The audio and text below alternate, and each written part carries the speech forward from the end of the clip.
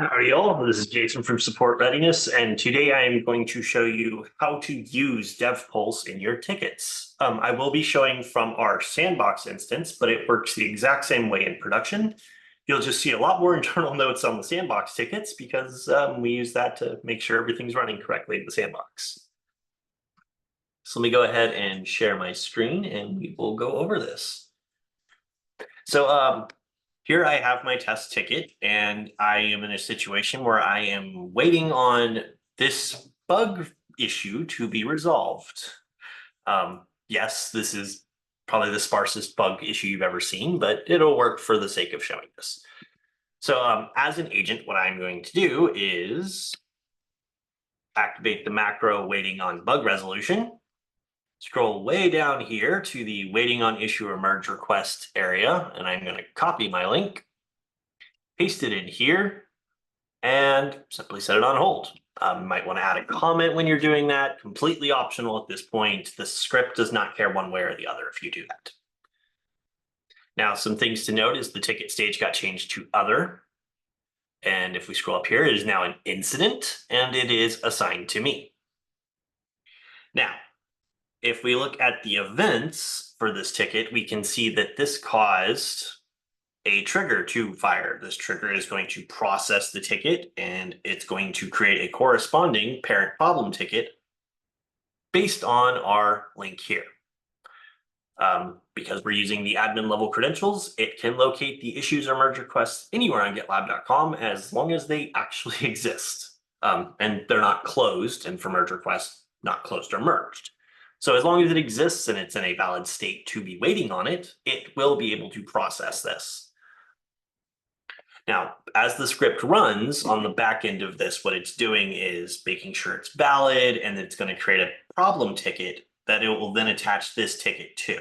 That's going to make it so that if you have 50 tickets or 100 tickets waiting on test issue number 3 here, it will be able to update them. And we can see how it's now run because we say we have this linked problem 152.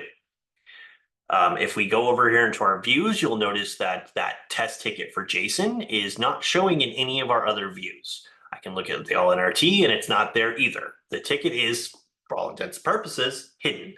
If I go to the bug or feature request ticket though, there it is. So it is still present in a view, just not in our normal views, including the my assigned.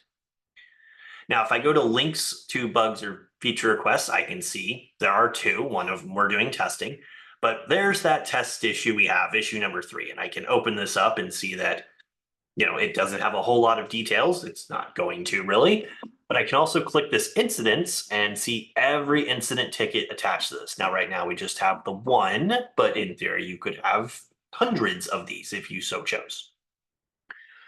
Now, the script is then going to routinely check our issue here and see when it is in a state that indicates we're ready to do something.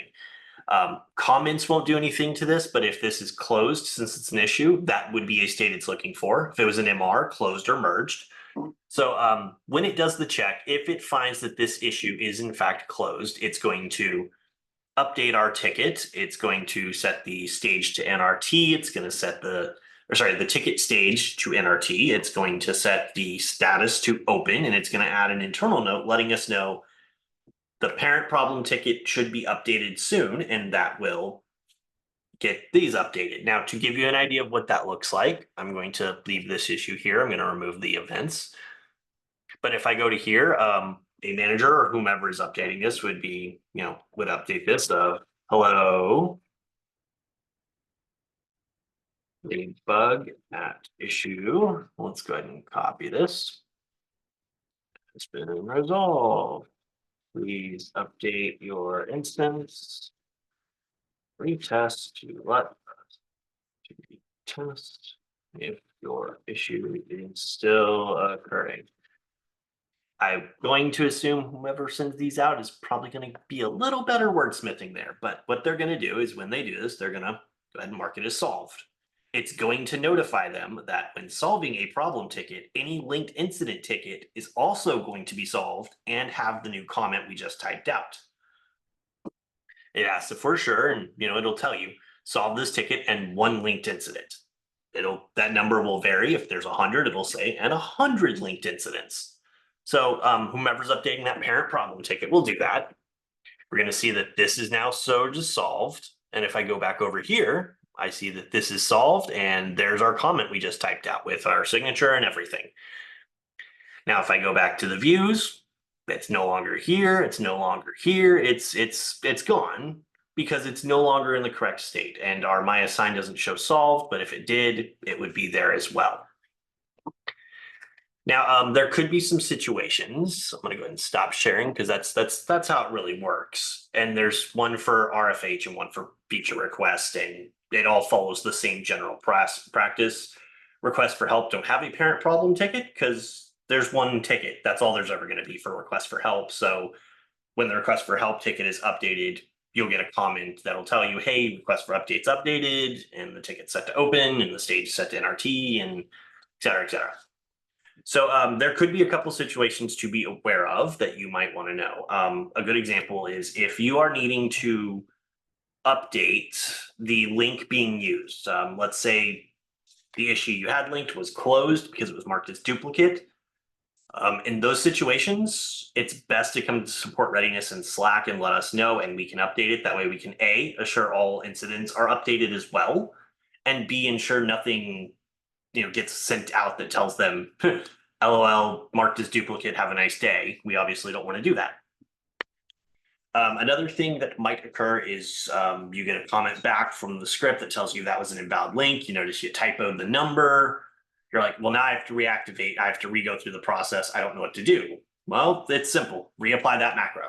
That's all you have to do. Update your value in your ticket, reapply the macro, and rerun it. It'll kick the whole process over again. That's all you need to do. The same is true for requests for help. If you get your update, you come back to the customer, they need to go back to the request for help. You say what the problem is, and they say, okay, we're looking at it or whatever. You're waiting on the request for help again. Same process. Rerun the request for help macro. You don't have to update the issue link because it's the same. And it'll re-kick off the process and check for the key state. Now, the key state on request for help is either it's closed or the last updater or the last note was filed by a non-support person, and the timestamp of said comment is, after the timestamp, the last updated timestamp of the ticket. That's essentially how that works. Very much still a beta thing. We'll see how this goes, but we are planning to have this deployed for the 1st of September. There will be a handbook page and an ops page, and there's going to be another video that shows how it works on the more technical side of things. And then there's, of course, this video, which is detailing how to use it. If you have any questions, please reach out to either your manager or to Support Readiness and let us know. We're more than willing to discuss it with you and walk you through the process.